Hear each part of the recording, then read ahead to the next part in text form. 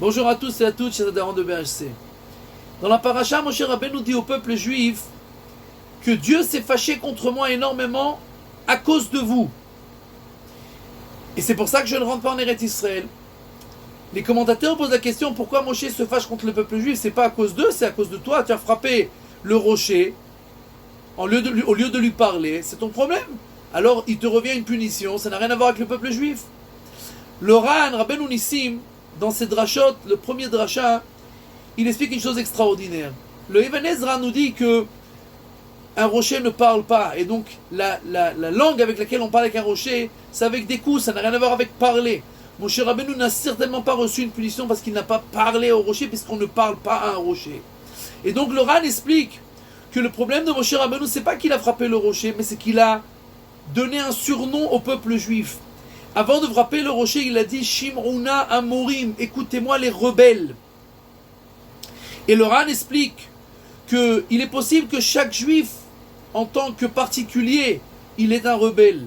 Mais d'appeler le peuple juif ensemble des rebelles, ça c'est interdit. Le peuple juif en tant qu'entité, il est toujours un saint. Kulach Yafar Ayati Umumenbar, quand vous êtes tous ensemble, vous êtes comme quelque chose qui n'a aucun défaut.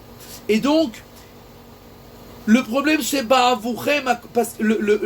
punition que j'ai reçue c'est à cause de vous, c'est-à-dire par rapport à ce que je vous ai appelé vous ensemble des rebelles. Or il est écrit Emat Tzibour Alecha, que quand il doit avoir peur du Tzibour. Rebbe Louplan disait que quand on passe devant la mer, alors on s'émerveille de la beauté de la mer. C'est magnifique, c'est extraordinaire, ça donne une sensation de bonheur, de plaisir, de calme.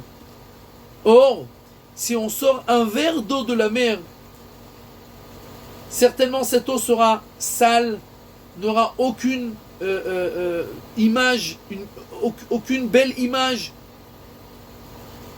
Et de la même manière, le peuple juif, quand ils sont tous ensemble, alors c'est magnifique, c'est extraordinaire, c'est la chose la plus belle qui puisse exister.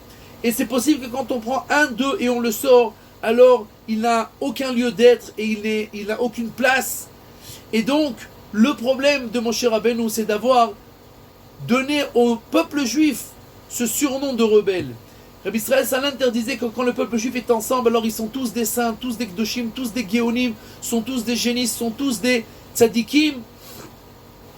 Et donc, quand nous parlons de temps de guerre, alors nous devons faire très attention de ne pas parler du peuple juif. C'est possible que certaines personnes en particulier, il faut leur faire des remontrances. Mais le peuple en tant que peuple, on ne doit pas en parler. Et nous rappeler que quand nous sommes tous ensemble, alors Dieu efface, entre guillemets, nos fautes. C'est comme si nous n'avons plus de fautes. Et donc nous avons droit de gagner cette guerre puisque nous n'avons aucune faute et nous sommes clairs et nets devant Akadosh Baruch Hu. Et donc cette chose-là très importante, surtout en temps de guerre, nous devons nous en rappeler tout le temps, ne pas parler du peuple juif en général.